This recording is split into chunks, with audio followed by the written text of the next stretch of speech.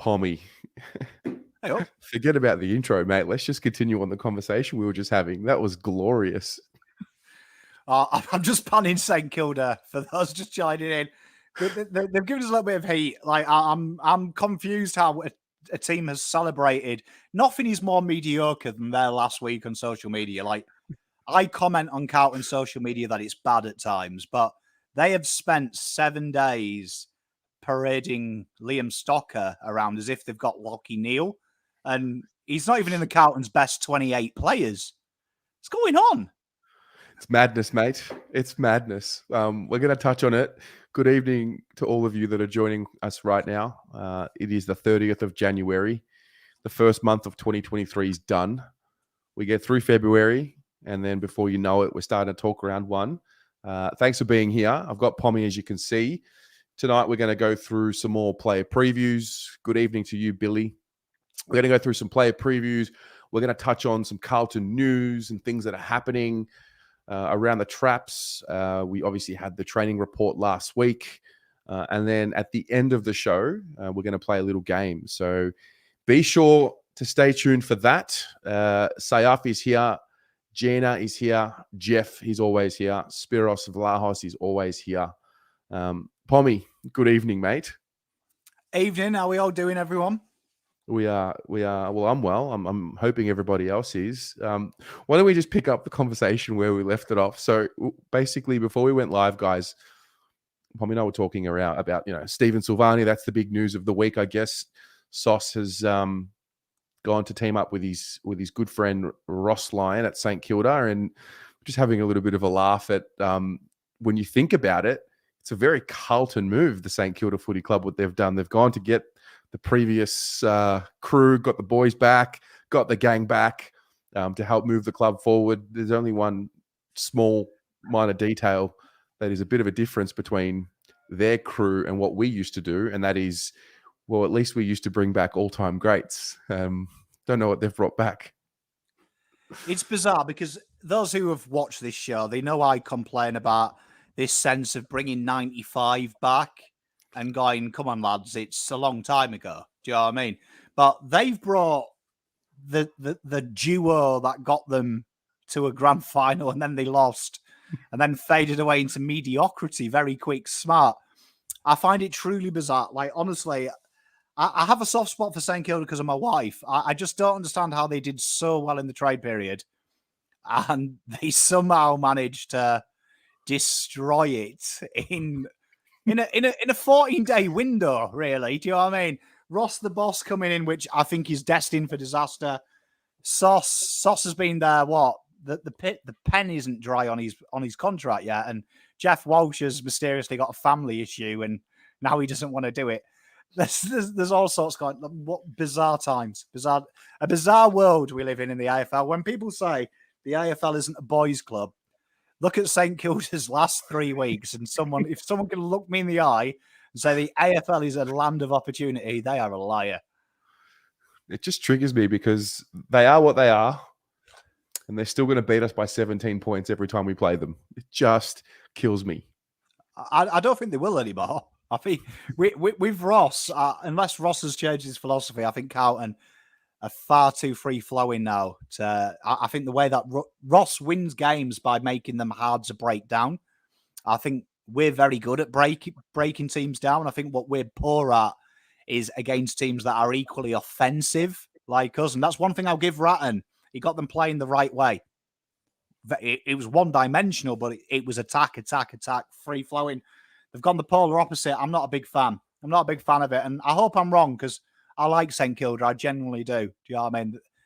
They're vanilla ice cream. I don't really care for them. I wouldn't be excited, but they're all right, aren't they? They don't really harm you, but mental. It is mental. I do not wish him the best at all, but we'll see what happens. What else was news this week? Well, we had the training report last week. A few players definitely stood out a bit more than what they had previously.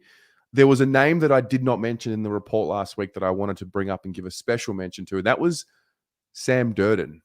Just did some really nice things last week.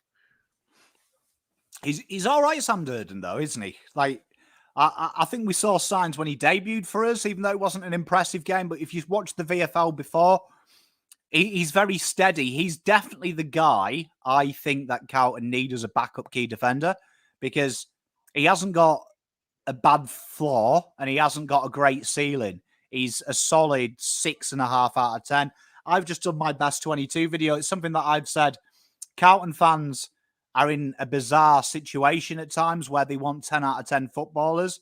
I think we don't need any more classy 10 out of 10 footballers. I think we need more 6.5, 7 out of 10s to allow the 10s to have the opportunity to flourish. So I like Sam Durden as a backup. You'd feel safe. If there's an injury, heaven forbid, Sam Durden comes in, he doesn't scare you. Do you know what I mean? You're like, okay, cool. He'll do a job. So now it's good to see he's going well. Yeah, he was. He was. So tonight we're going to go through Corey Durdin, Lachie Plowman, Jack Martin, Caleb Marchbank, Jacob Weitering, and Nic Newman. So let's begin. Let's begin with the favorite son of the Blue Abroad YouTube channel, and that is Mr. Corey Durdin. Pommy, Corey Durdin played 21 games last year. I don't think many of us would have had him to play that many games, but he did. He had a pretty good year considering where he is in his career, coming off the 2 games at the back end of 2021. What is it about Durds this year? What's the story? I think we saw a really good grounding, and I think he's one of these players that really surprises me that no one's talking about him after his year last year.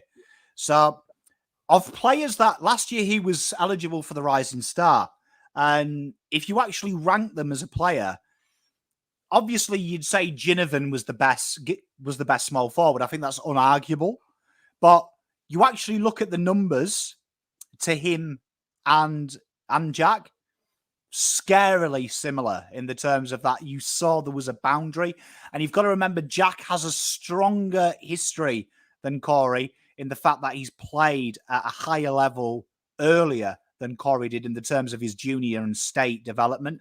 So I think they're a very even pair in that, and I'd say that Corey's got the disadvantage. He doesn't have any senior players around him. He's had to learn on the job, where there's some very senior heads in that forward line at Collingwood who have played many years, but number 1 tackler inside 50 of the Rising Stars, top 5 for tackles, top 5 for score involvements. It was really a coming of age, I thought, for Corey, that from the start of the year, you probably wouldn't have said he was going to be in the best 22. I think we did our best 22 video and we had him, and there was a lot of people going, nah, he's shit.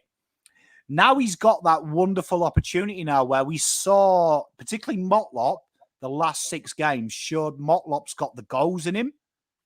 Durden now will be looking at the Owies thing and saying, Owies is there because of his tackling.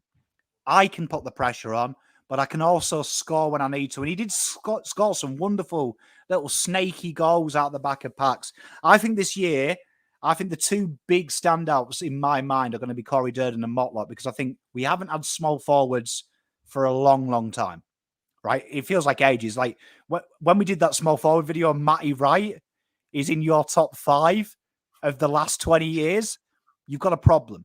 So I think Corey Durden, for me, is going to have a big, big year. And I think Mr. Matthew Anderson nails it. Motlop and him, that the best forwards in the history of the AFL have had a synergy. You see, they're like Tweedledum and Tweedledee. You can see they've got like a brotherhood going on, and that is only going to help. And they love it, don't they? You can see Corey Durden loves that physicality. Motlop loves that goals. I think we've got quite the pair there, and this mosquito fleet growing before our eyes.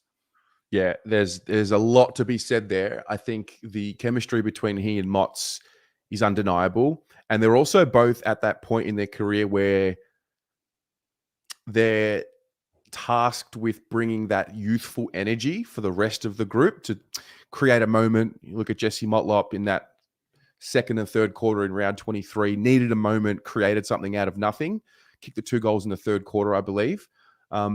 Durds, something about him. There were 3 games in particular last year which really stand out to me as to where his next layer will come. And if he can turn those 3 games into 5 or 6 this year, then I think, again, he'll just continue that quantum leap. The first one was Richmond, round 1 last year. He had the 14 touches, kicked the 2 goals, but just the way he worked up the ground, the way he hit targets inside 50, there was just something wow about him. The other one was GWS. He had the 19 possessions. Now, he's not someone that I would expect at this point in his career to be getting that much of the ball, given he's a small forward. But to see him win a bit more of the ball was, again, a glimpse into the future. And then the next one was the following week against Sydney. He was really solid against the Swans. There were some games where he probably wasn't at his best, those 5 to 6 possession games. And again, it's not all about touches, but there is a level where that does actually come into play and how much influence he's having. So he probably tailed off a little bit at times, but still found a way to do enough to play a role. Kick the 15 goals. If he can just elevate that to 24, 23 to 25 goals, we'll say, with the additional improvement that his body's going to have given the work he puts in. He's comfortable at the level. He's played in some pretty big games, copped a lot of heat from Carlton fans for that last play where he kicked it to the pocket and just a misalignment with Charlie Curnow as to who would go where and where the ball should go. But I just think those moments knowing Corey's character as well, I just know that those moments are going to be good for him and he'll learn from them. He's not someone that shies away from any of that. He's a super passionate Carlton player now. He's got quite a few games under his belt, and you add these little elements together with Mott's in there, together with, understanding how to be a professional now. This is the 3rd year in the system. He really could have a nice leap this year. Mate, spot on. I think you touched on something there as well, which for me symbolises the change in Carlton. For the last 10 years, up until probably Vossi came, we slowly started doing it 2 years before, but I think people have started to really take on board, is when they made these mistakes, it was okay. And the general consensus from the fan base and the club was give them love. It's okay. They've made a mistake. Do you know what I mean? Nurture them, give them love. Complete poppycock. Do you know what I mean? If you want failures of human beings, you'll continually disregard failure and say it's okay. There is an accountability. There is an ownership. You've seen Corey Durden. You could see he was livid with himself. You've seen Weitering, Voss, Cripps come out and now say that there's an accountability that they had it in their hands and they let it slip. And the tides have changed now. So I hope that's smart, Durden. And just from hearing the feedback you've had with him and speaking to him, I've met him at functions as well. He's a guy that's hungry, loves the club, fucking hates Collingwood.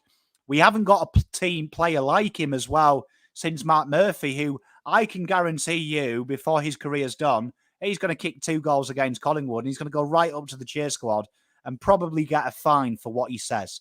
I can see it happening because he has that passion. And I don't think there's anyone at the football club like Durden in the terms of that. He wants it. Whatever it is, he wants it. And I think you see him and Motlop, that he's the first there. When Motlop kicks a goal, even if Durden's on the interchange bench, he finds his way onto the field to give him a hug. So that synergy's good. I'm excited about where Durden goes. And I get the feeling, as much as I've been an advocate for Matty Owies, I think Corey Durden's going to steal that job. And I think you're going to see that dynamic player because, like I say, in my opinion, Jack Ginnivan does things that get Collingwood going.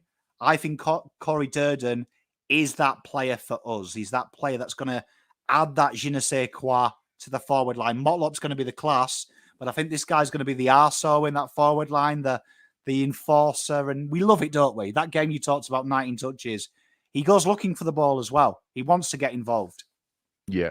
Jimmy's nailed it here. He just runs so hard both ways. There were times last year, and there are always going to be areas of improvement.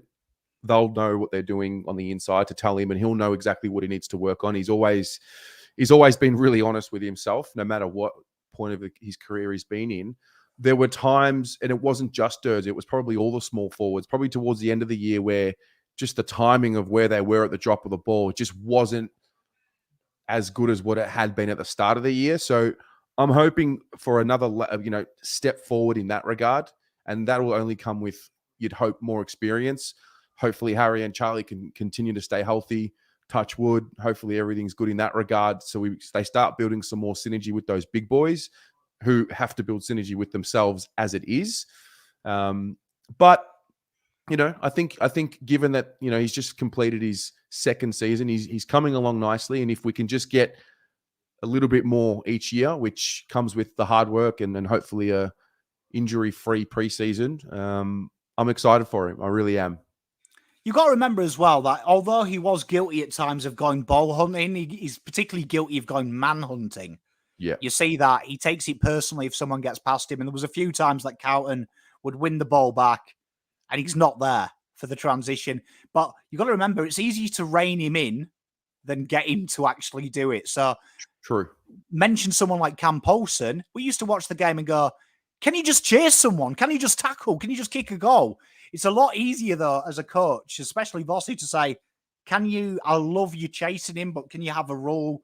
Once I get outside 50, I'll leave it to someone else, because he's already got that instinct in him. And that's a good thing to rein in. It's harder to teach him that. So I love the fact he's always eager to work. And how long have we done this show? We've done this show for way too long, probably. But usually we're asking people to do the basics of their job. If anything, Durden is guilty of doing too much, which for me, as someone who comments on the club, I actually like that. It's nice he's guilty of doing too much as opposed to nothing. Yeah, it's good to see someone that's hungry for more, for a change. So where do you place him? Is he in the best? This is for you, Pommy, and for those of you at home. Where do you put Corey Durdin right now? Is he in your best 22? Is he in that 23 to 30 bracket, or is he part of the rest? I think he's best 22. I think that forward line, whatever your 7 is, I think now the next layer for Carlton with the back line and the forward line is continuity. That is the new word Pom's dropping throughout 2023. Just want to see the same 7 players play 4 or 5 games in a row, not being changed. Midfield we saw last year played pretty much the entire year, and it started to get good and really hum. Now we can need both ends of the ground, that continuity, and I think easy walk-up start. I'd imagine him and Motlop bang in. Already, I reckon they're permanent markers on his whiteboard. Yeah, well, Andy, Steve-O, Gavin, and Matt all agree. They say he's in the best 22. I'm with that as well. I think he's in the best 22. And listen, if we get to the end of the year and we're playing 2 small forwards as opposed to 3, and it ends up being Durds and Motlop, and they squeeze out someone like Matt Owies, then great, fantastic. It forces Owies to have to develop more and develop another layer to whatever game he has, or be at risk of not playing. So I'm excited for Durds, because he's at that point now. 2 preseasons in now, he should be a lot more comfortable as a professional, and yeah. We love Durden. I mean, we've got to thank Nick Austin, because it could have been James Rowe. Can you imagine if we drafted James Rowe? Oh my God. Do you know what I mean? I remember doing that draft and there was a lot of hype for James Rowe. But if you look at these 2 players play, James Rowe hasn't passed the 50 unless you change ends. Durden works hard. So, I mean, yeah, that's credit to Austin that he picked a guy that suits what we've got. So, good luck to him. I'm looking forward to this. I think we're going to get very excited about these 2. Yep. Next up, speaking about people getting excited. Oh, dear. Lachie Plowman. Now, Jacob Weitering was on the Summer Sessions podcast a few weeks ago, and very interesting to read and listen and hear his quotes around Plowman. He went out of his way to make note of a few things. The first being how well Lachie is training in the preseason. And the second was he went out and he made it very clear that he was aware of the flack that Lachie cops from Carlton fans. I used to be that person to a very high degree. It's just gotten to a point now with Lachie where I don't dislike him anymore. I think he's actually important for the list. I think what's happened is, because of the way that the group has developed, we don't have to have Plowman in the best 22 to start a season like what we used to. He now comes in as that next layer. He's now the depth in that back line. And Lachie Plowman's coming in for an injured player. I'm now at a point where I'm like, okay, I'm very comfortable with that now. It was probably more so when I was relying on him to do more. But Lachie ultimately is a really good role player.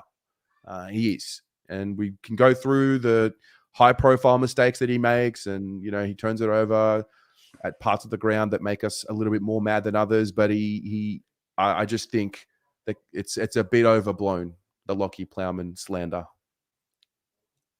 I think there's a lot of players at this football club that if you wanted to hate someone for mediocrity, I'd have well above Plowman.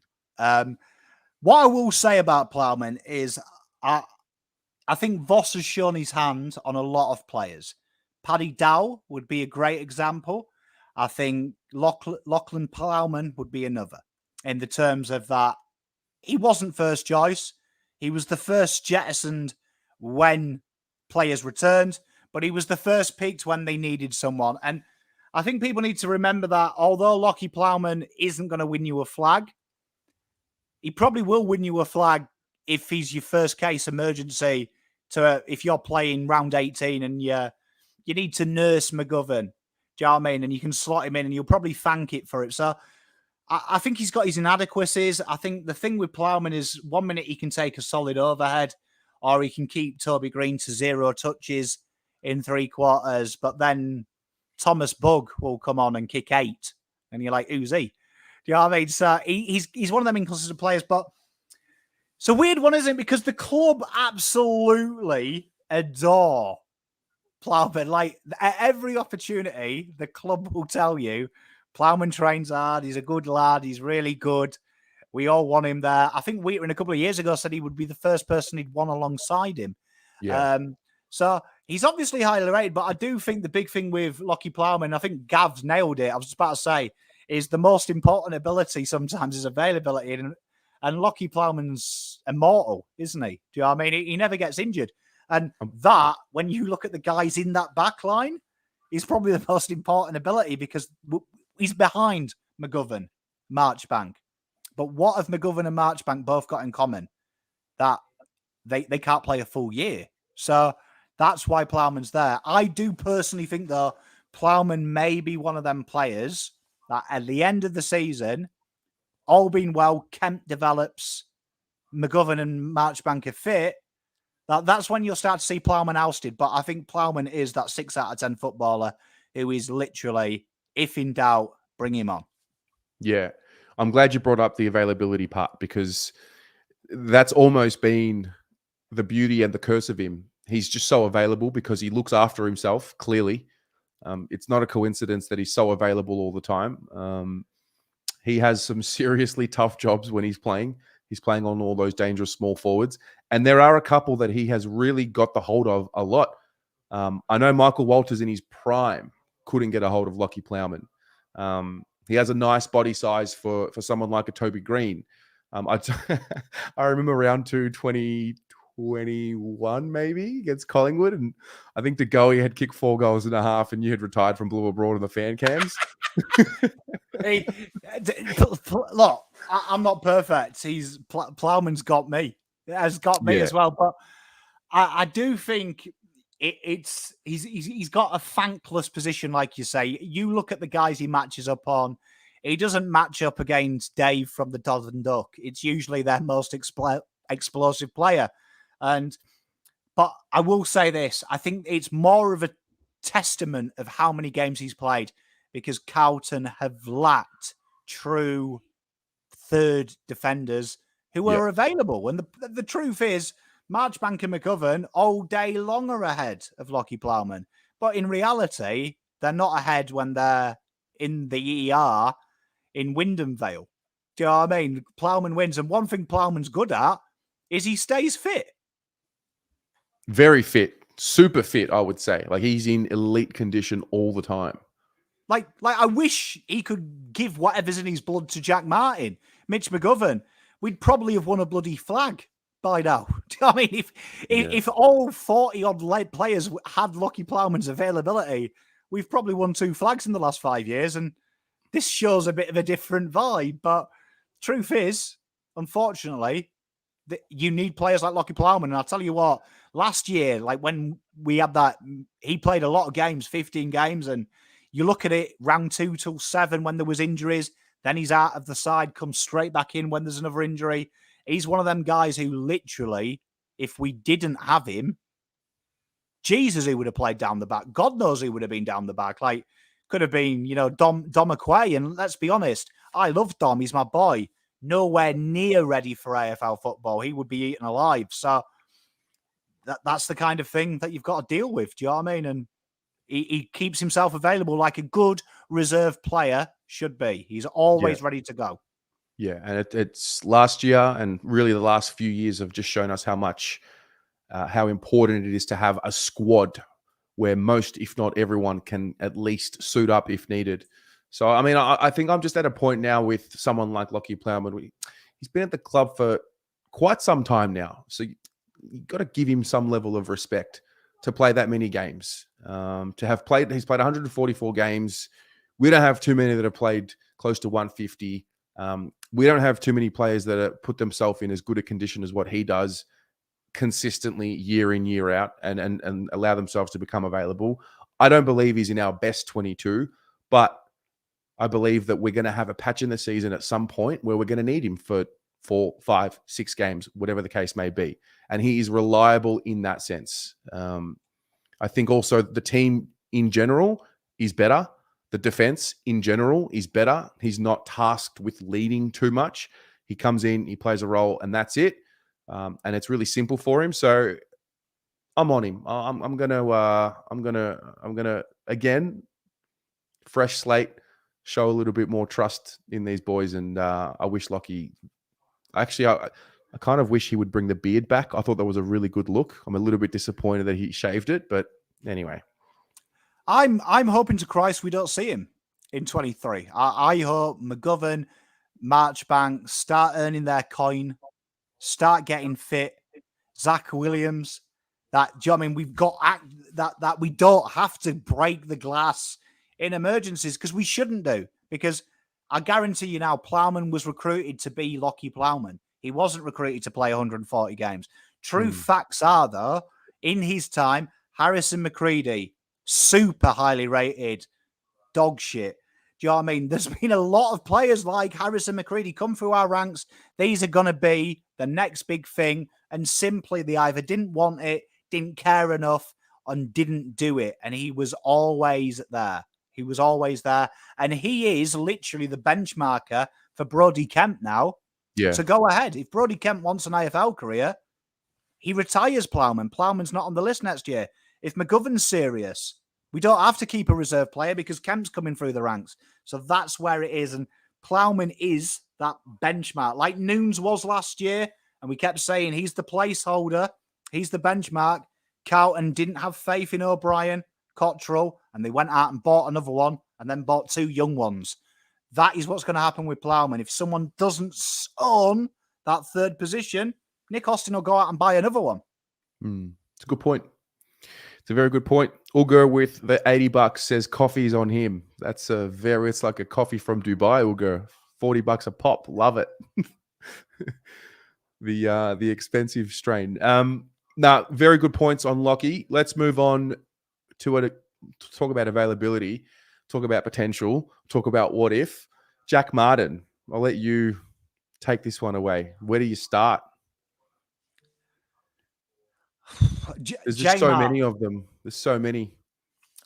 I'd say that when you look at Voss and you look at your system, if you get rid of injuries, so just get rid of the injuries. I've never been one to buy into injuries as an excuse, but if you say everything all being well, look at how Voss played last year, even when he had a full list. Definitely transition down back, defensive transition, but then offensive transition are huge. And the big parts of them are your third defender and your third tall, because that's where it's coming from. That's how Voss likes to go. He likes to go down the width.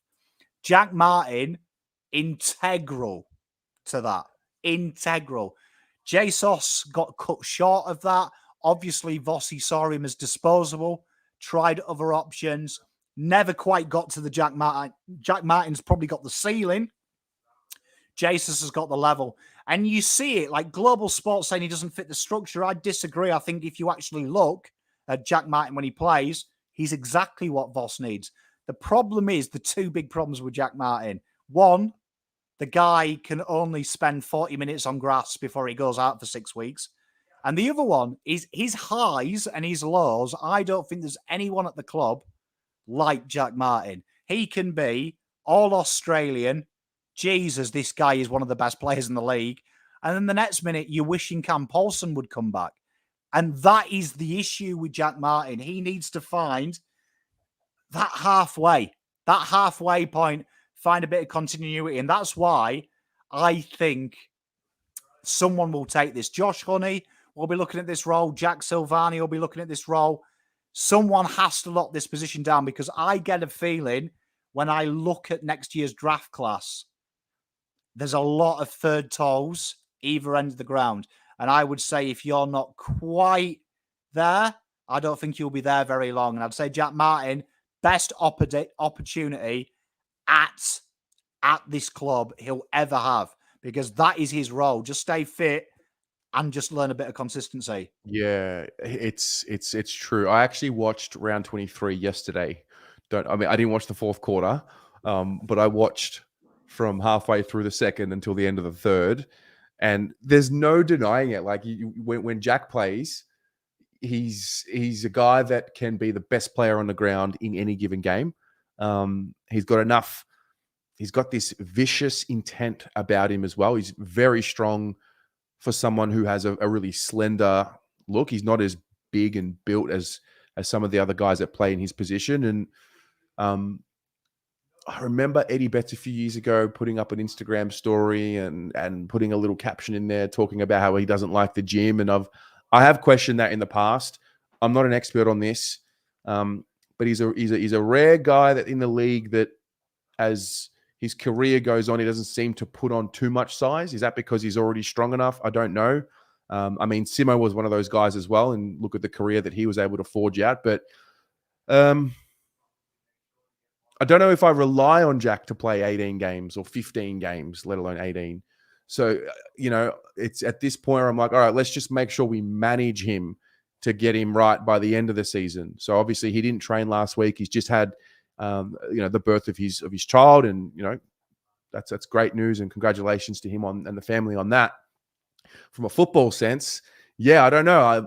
My honest opinion is that if you told me how many games you expect him to play, I'm hoping for 13 to 14, hoping that'd be a good result, just because of what's happened every year since he's been at the club, and really pretty much his career, right? It's one of them, and you said something there that is so Carlton. I don't expect him to play 18 plus games, and it always makes me smile because that is such a Carlton fan saying, because genuinely on average, we find the flag winner has 6 to 8 players that play every game. Do you know what I mean? And it's a very small, you got to remember there's 22. If you want to be pedantic, there's 23 this year because they've got rid of the sub rule, but there's always been 23 since the medical sub, if we're really honest. He's got to be looking at playing 20, really. Do you know what I mean? And it's because we're so used to players being like Jack Martin. And the problem is most clubs have 4 or 5 Jack Martins who are game changers. Yeah, they're a little bit finicky. Problem is Carlton have got a lot of them, and we're so used to it. So for me, there's no excuse now with Jack. He did play full seasons when he played for Gold Coast. So what's changed? I think it's a great point you and Matthew make. He's had a kid. If there's anything about him, if it is on him now, that part of his life's gone, and he is going to be focused and committed to do it. And I do think it's very interesting. Voss has hit home a lot in the off-season about doing them extra sessions, doing them things, alluding as if people aren't doing that. Is Jack Martin one of them? Time will tell. But for me, Jack Martin has to do it. And if I'm Nick Austin, if Jay Sauce and Jack Martin can't hold that third tall spot down, that's probably top of my shopping list, because that is really what separates us from the top teams. At the moment, it's obvious. Stop Mackay, stop Kerner. Where are the goals coming from? Motlop and Durden maybe are going to start bringing it. But having that third option, we saw how deadly Cripper was at the start of the year playing that role. Someone has to play that role full time. And Jack Martin would be in pole position for it because he's got the flair. My question is, can he do it? I hope he can, because I don't think anyone in the chat doubts Jack Martin on his day He's as good as anyone to play that third tall role. Did it against Richmond a few times. He's done it before. But get a bit of consistency. But like you say, you can just see he's going to be playing. If history's anything to go by, great start, mediocre second game, calf happens. We talk about it at the bye. You can see it. But let's hope we're wrong, because I really do think he's got something in him. 100%. I mean, we know it. I'm looking at his career now. The best season he ever had was 2017, arguably. He played 22 games. He kicked 24 goals. If I'm looking at Corey Durden or Jesse Motlop to hit the scoreboard 20 times and kick 20 to 24 goals in a season, why can't Jack Martin have a 30-goal season? Like, I don't understand. I actually think that's even lowering the expectations on what is possible for him from what it was when he first got to the club. Now, are we getting a little caught up in individuals and putting numbers on individuals? I don't know. But I look at Jack as a senior player at the club and a guy that he's just unfortunately not available as much as what anybody would want him to be. And that's where the question marks have come up in the past. I have to say, I've spent a lot of time with Jack Martin at Carlton functions, so I really do like him as a human being. And of course, I've never ever had that impression from him that he doesn't care. Yeah. And he talked about he was doing quite a lot of. There was a new role at Carlton Football Club since Fossey came, and he's kind of handles the first year players, shows them round, kind of the go-to guy, and the step before you go to the captain, he helps them out, and he loves that responsibility and loves passing on that kind of knowledge and trying to help them out. So it could be the body related, but you go back to 2016, and I implore everyone to do this. I was doing it the other day, watching 2017 Gold Coast, and actually watch Jack Martin working from that third tall position. He was deadly. And there was talk there that he could be one of the best players in the league and could be one of the big recruits for a Victorian side. We can get him fit. That is the thing I think Jack Martin lacks. It's that ability to be continuity. We've said it again. He's one of them players that I think needs 4 or 5 games to really be sharp. I don't think Jack Martin's one of them players you can throw in and hope he's good for a game. I think he needs a few games. And that's the thing at Carlton, he's never quite had. So let's hope it changes, because I think if it changes, you think Jack Martin, Kerno, Mackay, all on form. That's shit scary before you throw in Fisher, before you throw in Durden and Motters. That's a fearsome 3 to go up against. And I'm hoping he does it. And he can do it, because he's a lovely guy. Got to say, lovely human being. Heart of gold. No doubt about it. I actually got a message on my Instagram right now from someone in the audience. His name is Mackenzie Wright. Mackenzie was at training today up on the Sunshine Coast, and he had a little thing to say about Jack Martin. He said that Jack didn't train with the main group. He did some small bits of running and was icing his calf for most of the day. So, no, but that's the thing. Like we said, I don't think it's his application. I think it's his body, and it's a weird thing. It's very Australian sport. When someone gets injured, Australian sports fans go to mentality and mindset. And I can assure you, from working in professional sport for a long time in my life, lazy people are few and far between, because lazy people generally don't make the grade. Do you know what I mean? You'll find them, but genuinely you'll be surprised at the body. And my fear when I look at Jack Martin, because it's always the same injury, think it could just be his body. And he had a big injury end of 2017 in the off season, and it's always repeated. It's always calf, always that. And it could just be the type of player he is. And if that's the case, not much you can do about it. You can blame Russell if you want, but I tell you what, one thing that's unbeaten is Mother Earth. No one's beaten her. And if that's the nature, that's it. But let's hope. Yeah. Let's hope it's something that we can manage. Yeah, I mean, I do get your point around, like, maybe it's just the body, and maybe he just has one of those bodies that just consistently gets injured. But the thing is, I've seen it so many times in sport.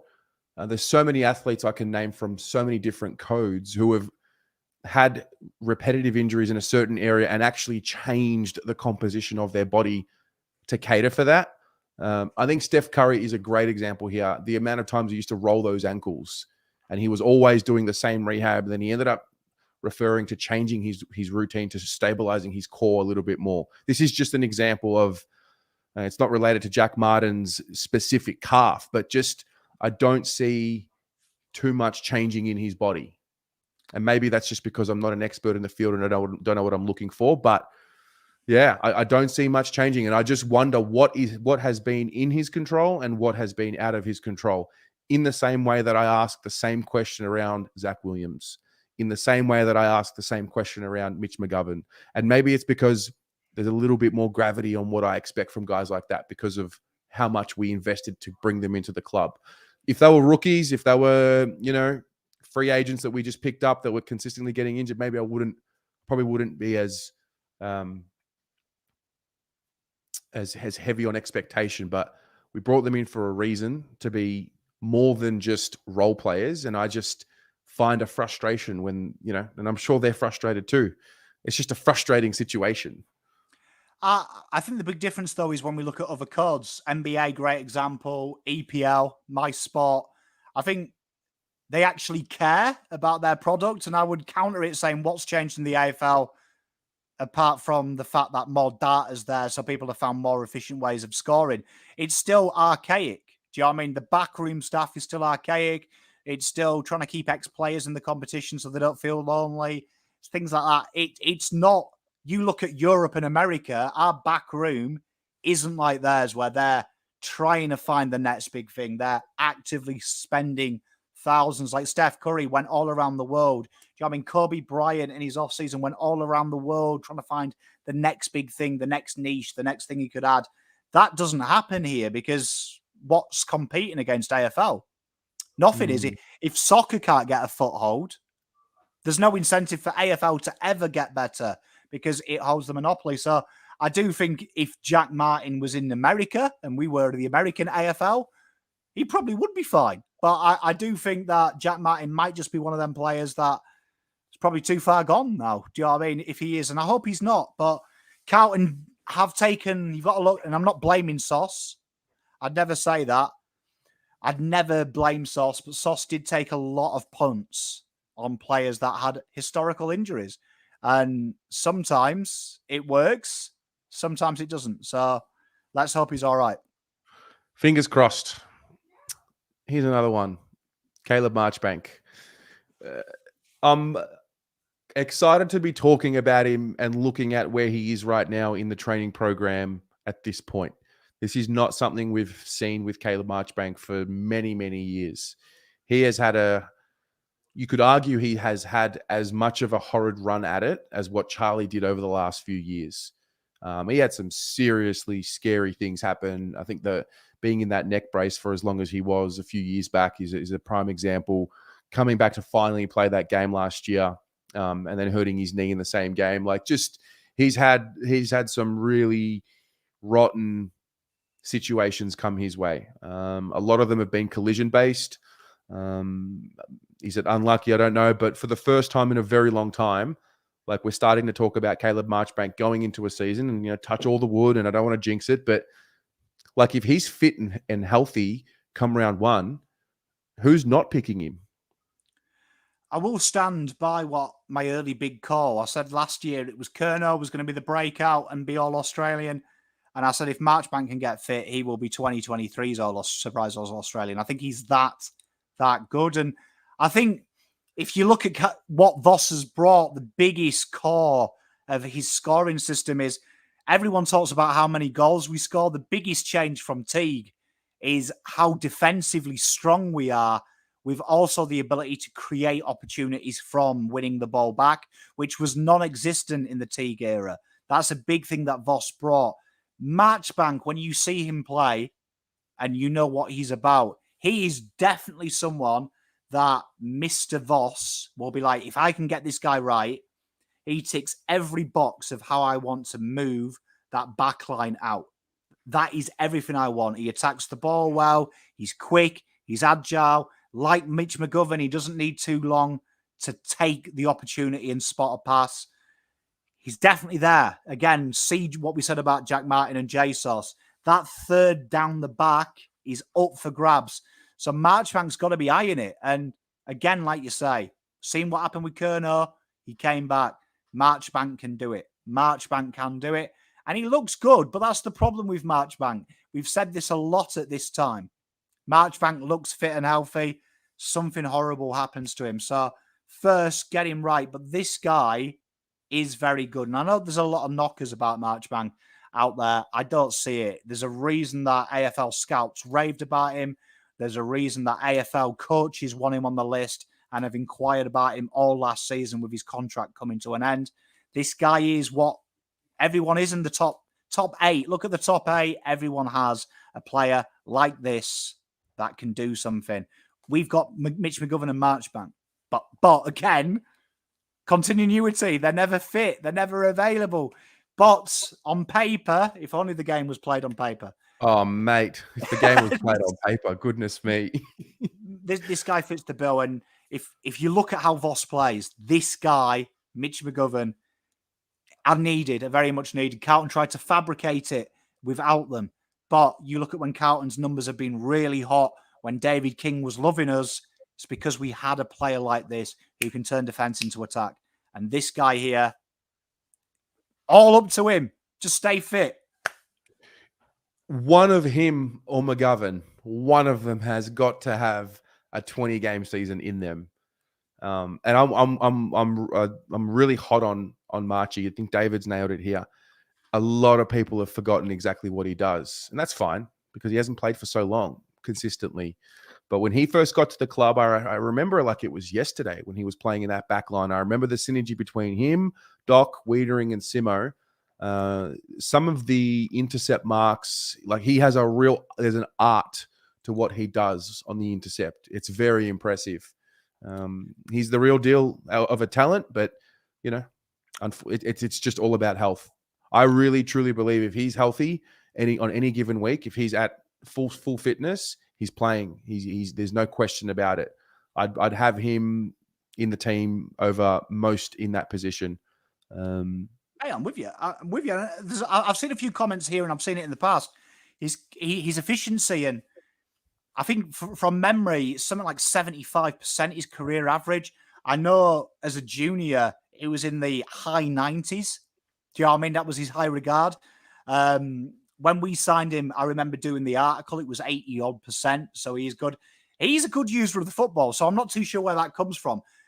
Probably you can't judge any Carlton defenders ever pre-Voss because, and I said this about Liam Jones and I was proved right. Don't worry about Liam Jones not being there because his numbers are flawed because any idiot could average that many intercept marks when you hemorrhage intercept marks. It's why Weitering didn't get All-Australian. Do you know what I mean? It's why Weitering didn't get All-Australian because his stats were lies. Do you know what I mean? Because no one else had that many inside 50s to defend. So, of course, he's going to rank high. Difference with Marchbank is he was under a hell of a lot of pressure. Go back and watch them games that Marchbank played for Carlton as well. Yeah. Particularly go back and watch the 2017 year. Do you know what I mean? How much pressure he was under, some of the kicks and some of the score launches he had. He's going to laugh when he comes into the seniors now because he's going to be like, Jesus, we only have like 30 inside 50s against. Yeah, we're organised. 10 minutes. Yeah, exactly. I mean, I remember speaking to Weitering over a beer with this, and he said I shouldn't say this, but it's at the risk of being boring at times because he said that you would actually get 3 minutes break. You'd clear your lines, and suddenly the ball's played at the other end for 3 minutes. Where you were saying before, you'd get the punch, you'd get the spoil, you'd get the handball, and then straight away repeat. Jesus, this is hard work. He said the big difference in mindset was learning to focus for a long period of time. Do you know what I mean? That you'd have to somehow clear your lines and be like, oh, Jesus, we're playing football with it. We don't have to do anything. That's a big thing for Marchbank. So he's one I'm looking for. But again, availability. You've got to be fit. It's all well and good me blowing smoke up your ass now. But if you're getting a massage from the physio at 8 o'clock in the morning again, it's no good for me. Yeah, no, you're right. You're right. Well, speaking of Jacob Weitering, here he is. Oh, wait, sorry. Let's go back. I forgot. We've got to go back a few steps. Marchbank, best 22, 23 to 30, or the rest? Where have you got him? I think he's best 22.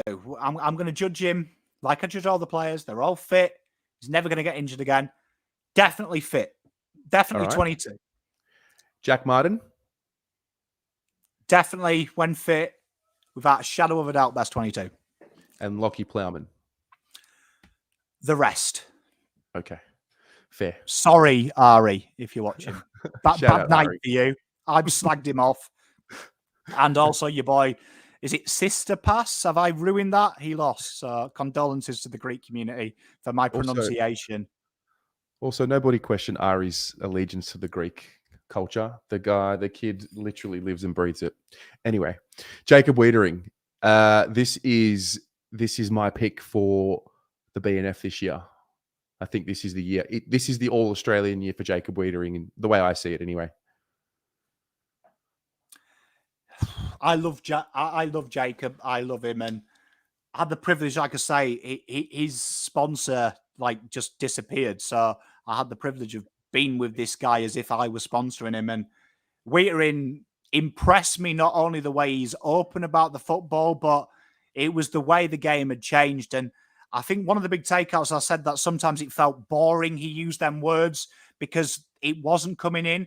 One of the things that he said to me that was exciting was he felt like he could control the game.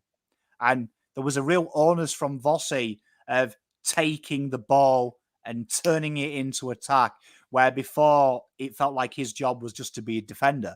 Do you know what I mean? He enjoyed the facts. And look at Weitering, how he plays. I think one of the things about Weitering is it's hard to believe he's still a baby. Do you know what I mean? In the terms of an AFL backman, 25 years old, he shouldn't be the leader that he is, but he is so integral. And we saw the benefits probably of Doc being out so long. He kind of became the captain down the back. He was the mature head. He was the leader. And I think when you look at Jacob Weitering, he's so class, isn't he? And I think people talk about you miss Walsh. I disagree. I think Carlton have... Cherra's not the level that Walsh is, but he's still pretty damn good, and he's the tier below. Who replaces Weitering? If Weitering goes down, Young's 2 tiers below. Sam Durden's probably 3 tiers below. Weitering, for me, when Carlton missing Weitering, that is when I'm hitting the panic button. Even the man who has my heart, Charlie Curnow. I've missed Charlie Curnow for 3-4 years. I don't really panic. I know Harry can do it on his own. Weitering is the one that worries me if he's injured. And we saw that last year. You saw it against Collingwood, winning position. We were dominant. Once he went, shit hit the fan quite quickly. It changes very composed. everything. Yeah, it's remarkable what it did. I remember sitting up on level 3, level 3 that game, that first Collingwood game, because it was the Collingwood home game, and I'll never forget when he went off after he bumped into De Goey. There's just a sense of uncertainty in the backline when he's not there. He really is the anchor to it all. Oh, mate, 100%. And people rave about his intercept marks, his one-on-ones. The most underrated stat of Weitering's is since coming in, since his first year, he's ranked top 20 in the 1%ers. And that is a huge thing. That's one of them stats as well that is so important, that separates the best from the good to the mediocre. And I remember when we were 2018 on this show, we were talking that Carlton's incidentals are shithouse. He's always been the top of the tree of the things that separate you. He's got pride, and that is something, and I'm sure Terry will attest to this, and anyone who's ever gone to a Carlton function, you can always tell a lot about someone. I remember spending a bit of time with Tiger Woods, and he was dressed differently to everyone else in the terms of his shoes were always polished. His golf clubs were always clean. Weitering's like that as well. When he turns up to these functions, the suit is perfect. Everything looks right. Do you know what I mean? Everything about him, you see his attention to detail is incredibly high. And that is why he's so good, because you see it when he's down the back. I love the fact he barks at players. Even as a baby, he's always done that. Barked at players, said, get here. You need to be here. He has that pride in his performance and his output. And he told me a few stories about getting bollockings when he was at Carlton for poor performances. And he takes them personally because he hates being beaten. He hates being beaten once. Even if he's won the war, he hates it. And his bounce back ability, I don't think there's anyone at our club who can have 4 goals kicked on him in 5 minutes. And how many times does he do it? He shuts them out straight away. He's got bounce back ability. I love Jacob. And tell you what, that guy, you're looking at already, I'll lock it in now. We're Dead. Some other melts are presenting this show of 2,300. He will be the team of the century, bro.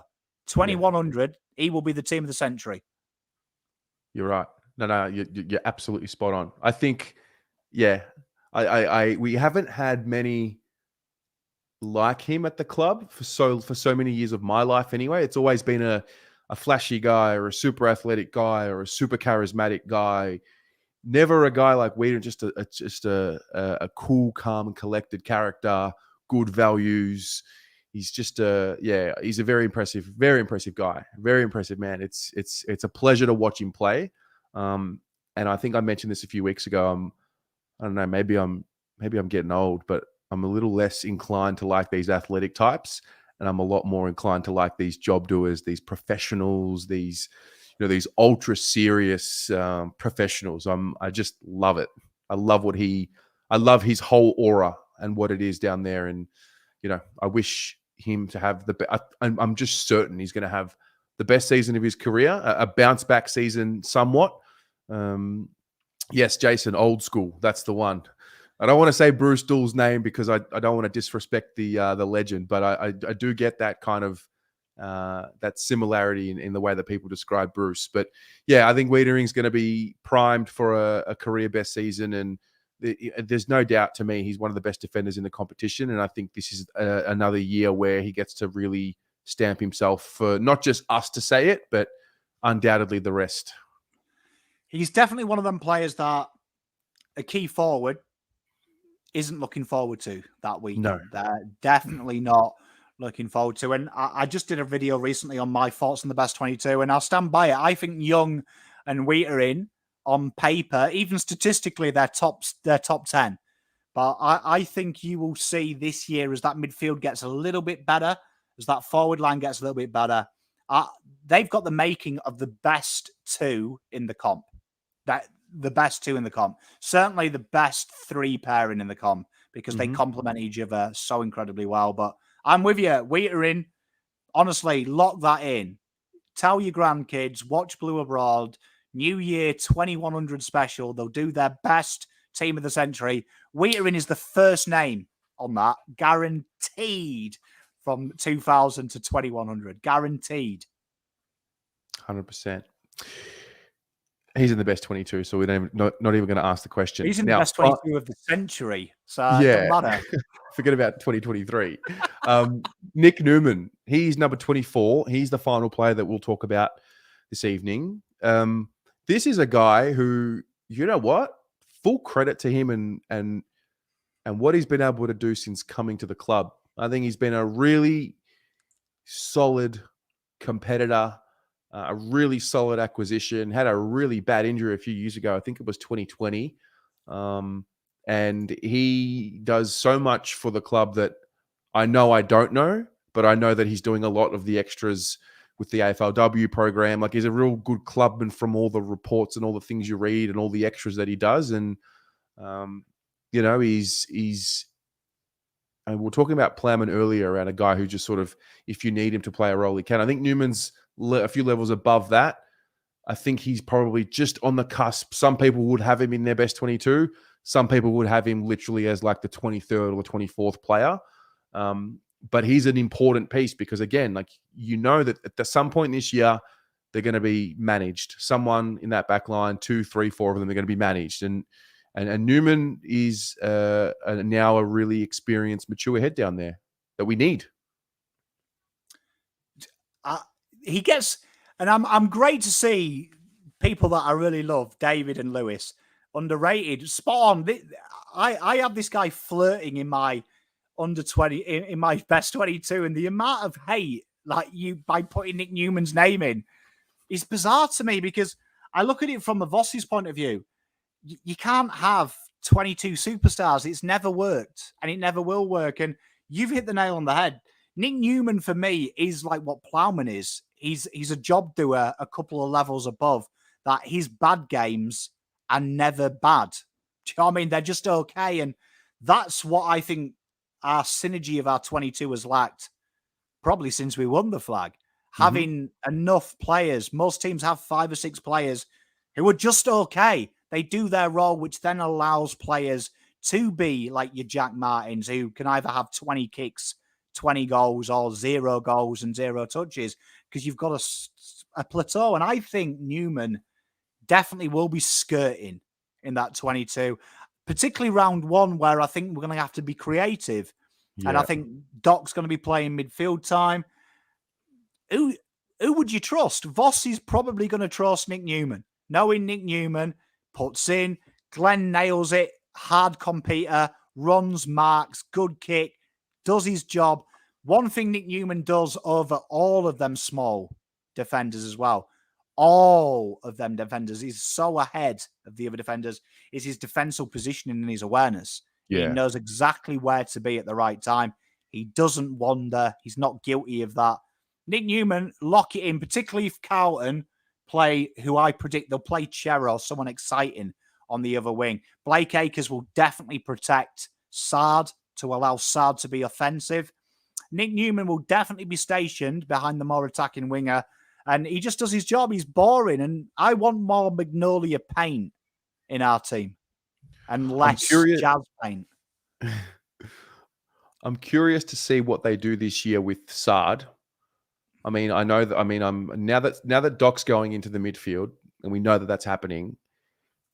I'm thinking, okay, well, that's going to unlock Zach Williams a little bit more. And just watching the way they're training in the match seem like they're clearly looking to get the ball and funnel it through Zach Williams. I'm curious to see what they're going to do with Sard this year, in the sense of are they going to get him more up the ground and look to gain territory with ball in hand? And if so, does that mean Nic Newman plays a little bit more deep, bit more defensive, maybe takes those small forwards a bit more? Or will they look for Newman to be the guy that is gaining that meterage and allow Sard to play a little bit more in that pocket on the small forwards? I'm not sure. It's a bit of a question mark. And then there's the Marchbank factor. I'm just thinking, logically, like Weitering, Young, McGovern, Sard, Zach Williams. Who am I missing? Well, I think you've got what? Marchbank, Young, Weitering, Sard, Williams, Newman, and then there'll be a 7th. This is knowing that Doc is moving up the ground, especially in that early part in the season. So having all of those guys, how does that fit? Knowing you've got, Marchbank's pretty agile for his height. McGovern is pretty agile for his height. I'm just curious, can they all coexist, all 6 of them, or are they too tall? You see, I would say if you go back and watch round 23, I think Carlton's ball movement from the back half was probably as close to the best as it's been.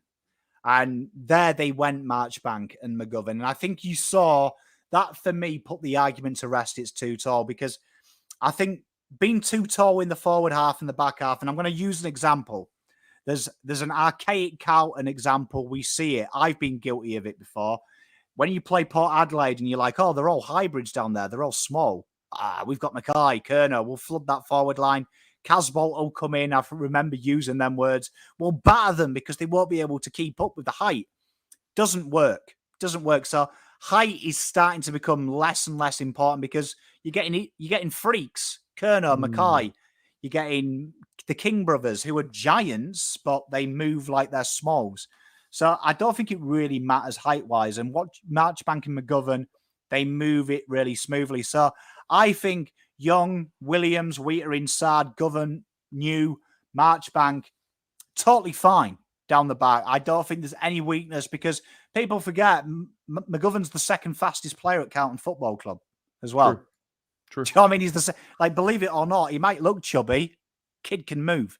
So I think, for me, my 7 defenders that round 1 are Young, Weitering, Williams, Sard, Mitch McGovern, Nic Newman, Marchbank, do you know what I mean, as the 7, and go that way, be aggressive. And then you'll see Blake Acres rotate off half-back like he did Fremantle. I predict Adam Cherrer will start doing that. And that will be that little carousel. When Doc does go back down there, they'll start carouseling it like the top teams do across that halfback. And it's no surprise 2 players coming in are wingers who also can play halfback. I think that's where Carlton was shit last year. Too one-dimensional. Do you know what I mean? Too one-dimensional in the way that we rotated. I think this year rotation will be incredible. And I think he wants 6 or 7 good kicks down there. So that would mean Nic Newman, McGovern, Marchbank have to play. I like it. So he's in your best 22? Flaggers. Those of you playing along at home, where does Nic Newman sit? Best 22 for a few of you here. So it's best 22, 23 to 30, or the rest. I've got Newman, especially with Doc in that midfield. Newman will be in the best 22 for me as well. I don't think Boyd would play over Newman personally, and I don't think Kemp is quite ready to take a spot. Wait, is that isn't he nearly out for the year? Who's that? Your mate, Jordan Boyd. Yeah. Not sure, not confirmed. It's a bad injury. It's a bad injury. I'm not sure how bad it is. There were some rumors going around throughout the week, but nothing was confirmed. So I'm not sure on that one. Just to answer my mate's question as well, Jason, he unfortunately, Adam Sard, fastest recorded times in the last 2 seasons by Carlton. Adam Sard, 35.8 kilometers an hour. Right, do you know what I mean? And Mitch McGovern is second, 34.8. Mate, he's faster than Usain Bolt, my friend. There you go. All right. So we're going to play a little game. I want to give a little shout out to a gentleman by the name of Gareth. Now, Gareth sent me an email recently. He's created a game. We're going to play it live right now on the show. I don't know how this is going to go, but we're going to try our best. Can't wait to offend some opposition fans. Let's do it. I know. So essentially, this is the game. Okay. So basically, it's a very straightforward game. You're all going to help us with this. We have to pick left or right who kicked more goals in their career. So let me just play around with this for a moment. Let's see if this works. All right, there we go. Okay. Woo. So we're gonna play this little game together and see how many correct answers we can get consecutively, and we'll just see how this all plays out. All right, Pommy, you ready? Yeah, let's do it. Okay, stand by. Hang on. Let me just get my shit together here.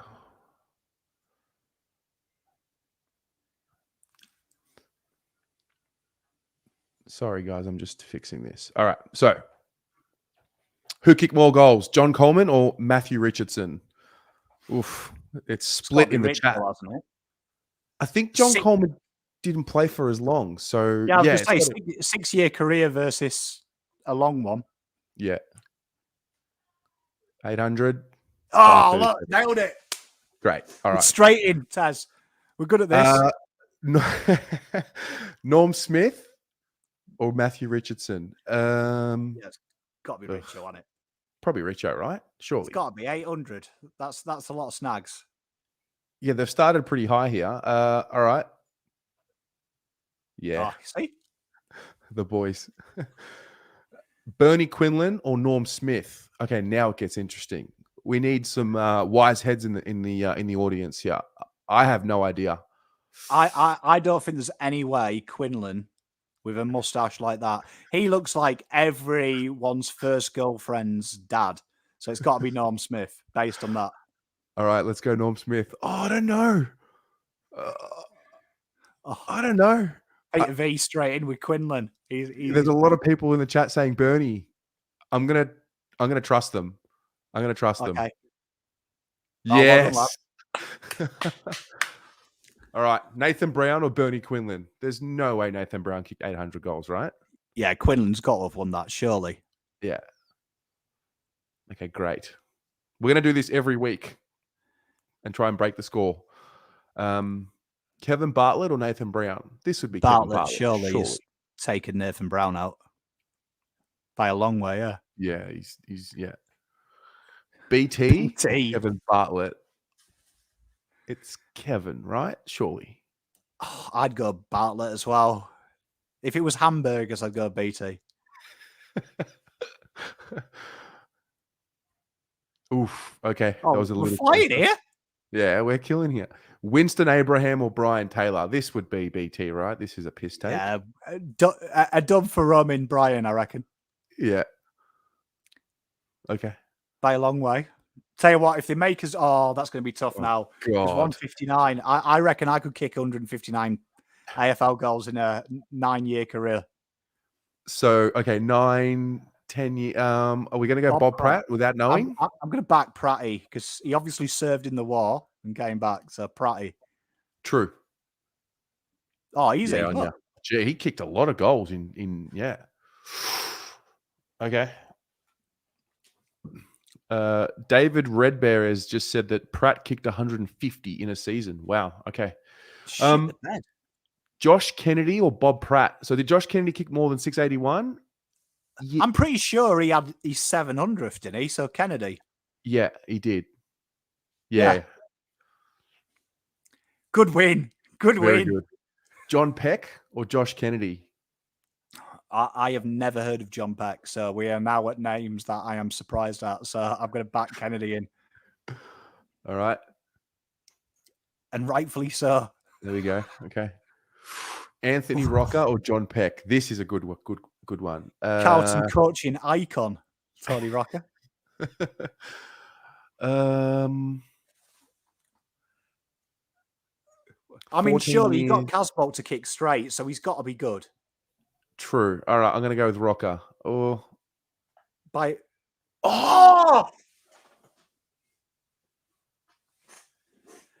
No wonder. That's why Casbolt's at Gold Coast. That's what happens when you trust a Collingwood player, mate. This is what happens. No, that's it. I'm done.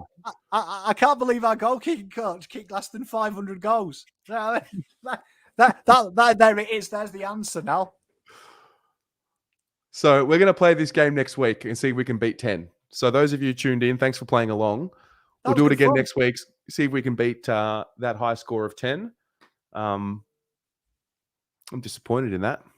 That was good fun, though. That was good fun. Thank you so much. Not Sav. I apologize. True. Thanks very much to Gareth who sent that through. We'll be sure to play that again. That was good Pommy, fun. that was good. That was a good little change up. Pommy, thank you as always, mate. I feel like I was stressed at the start of the show, and I feel so much better. Like I just feel relaxed. But I know this isn't the way it's going to be in 45 days. Like it's just going to be constant stress. So I'm enjoying this part of preseason. I'll be so calm. Honestly, I've got such a laid back feeling about next year. Honestly, the vibes are good, boys. It's good. It's all great here.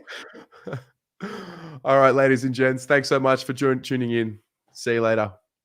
God bless.